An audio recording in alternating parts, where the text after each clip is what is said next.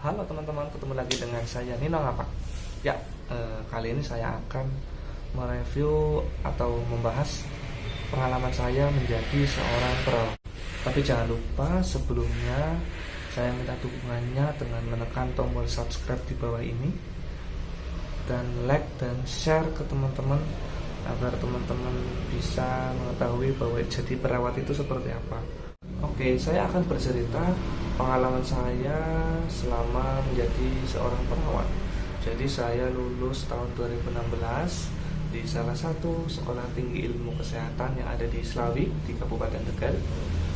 Tidak usah disebut namanya lah ya, pasti kalau orang Tegal itu pasti sudah tahu. Nah, saya lulus tahun 2016 dan pertama kali saya bekerja di salah satu rumah sakit swasta yang cabangnya sudah banyak lah.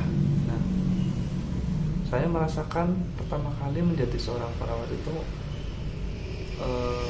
berat sekali karena harus mengurusi seorang atau beberapa pasien yang cukup rewel ya, cukup rewel karena menjadi seorang perawat itu memang harus ekstra sabar.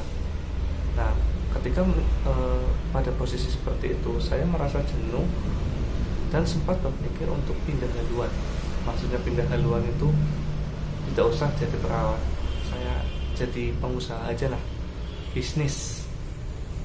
Tetapi saya berpikir kembali karena desakan orang tua juga, loh kok saya ada pikiran seperti itu. Saya juga dapat bimbingan dari mentor saya,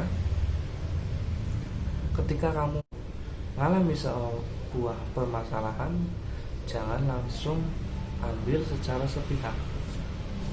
Salah satunya itu. Jadi waktu itu saya ada berpikiran untuk sempat berhenti menjadi seorang perawat, dan setelah mendapatkan masukan seperti itu saya tidak jadi. Saya semakin bangkit dan mengerti ternyata menjadi seorang perawat kalau tidak mempunyai kesabaran itu tidak akan jadi seorang perawat yang profesional. Lama-kelamaan saya mulai menikmati sebagai seorang perawat. Ternyata perawat itu banyak fungsinya. Yang pertama, bisa melatih kesabaran kita, karena menjadi seorang perawat itu harus mengurusi semua kebutuhan dari pasien tersebut. Sisi positifnya adalah kita sudah terbiasa mengurusi orang. Jadi kalau misalkan orang tua kita sedang sakit, saudara kita atau anak kita mungkin, itu tidak kaget. Yang kedua, perawat itu garda terdepan. Perawat itu adalah pekerjaan yang sangat mulia. Kenapa saya bilang mulia? Karena di sini kita belajar ikhlas dalam merawat seseorang, tidak pamrih, tidak mengharapkan imbalan. Yang ketiga, menjadi seorang perawat itu secara tidak langsung mengasah soft skill kita. Apa itu soft skill? Soft skill adalah kegiatan yang harus dilakukan berdasarkan inisiatif.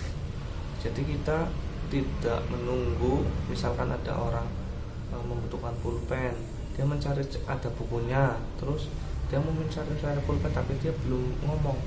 Nah, ketika itu kita harus tahu bahwa oh orang ini mempunyai lagi mencari pulpen, jadi kita langsung kasihkan. Seperti itulah contohnya. Yang keempat, menjadi seorang perawat harus mengupdate ilmu, khususnya ilmu keperawatan setiap harinya, karena semakin tahun ilmu itu akan semakin bertambah dan berubah. Jadi kita tidak boleh ketinggalan. Makanya di dalam suatu instansi rumah sakit itu biasanya setiap bulannya itu ada pelatihan yang tujuannya itu agar karyawannya atau perawatnya itu bisa mengetahui informasi ilmu yang up to date, yang baru, jadi tidak ketinggalan. Dan yang kelima yaitu menjadi seorang perawat itu adalah pilihan. Karena begini, jika kita tidak sesuai dengan hati nurani, saya pastikan akan gagal menjadi seorang perawat. Oke, jadi itu adalah sangat penting sekali. Menjadi seorang perawat harus sesuai hati nurani kita, karena akan berpengaruh besar pada kesuksesan kita menjadi seorang perawat. Oke, itulah beberapa yang harus diperhatikan untuk kita sebagai tenaga paramedis atau bagi Anda yang mau terjun ke dunia perawat atau medis. Sekian dari saya, semoga bermanfaat.